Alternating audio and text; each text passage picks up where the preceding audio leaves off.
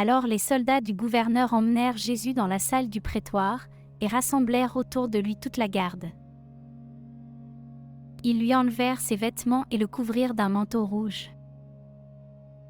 Puis, avec des épines, ils tressèrent une couronne, et la posèrent sur sa tête, ils lui mirent un roseau dans la main droite, pour se moquer de lui, ils s'agenouillaient devant lui en disant : « Salut, roi des Juifs !»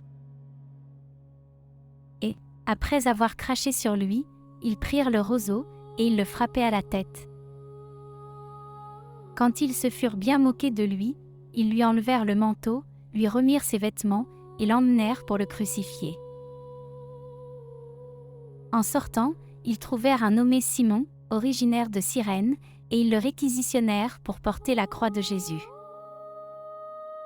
Arrivés en un lieu dit Golgotha, c'est-à-dire lieu du crâne, ou calvaire, ils donnèrent à boire à Jésus du vin mêlé de fiel, il en goûta, mais ne voulut pas boire. Après l'avoir crucifié, ils se partagèrent ses vêtements en tirant au sort, et il restait là, assis, à le garder. Au-dessus de sa tête, ils placèrent une inscription indiquant le motif de sa condamnation. Celui-ci est Jésus, le roi des Juifs. Alors on crucifia avec lui 2 bandits, l'un à droite et l'autre à gauche. Les passants l'injuriaient en hochant la tête, ils disaient : « Toi qui détruis le sanctuaire et le rebâtis en 3 jours, sauve-toi toi-même, si tu es fils de Dieu, et descends de la croix. »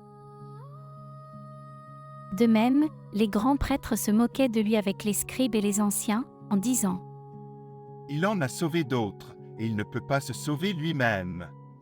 Il est roi d'Israël, qu'il descende maintenant de la croix, et nous croirons en lui. Il a mis sa confiance en Dieu. Que Dieu le délivre maintenant, s'il l'aime.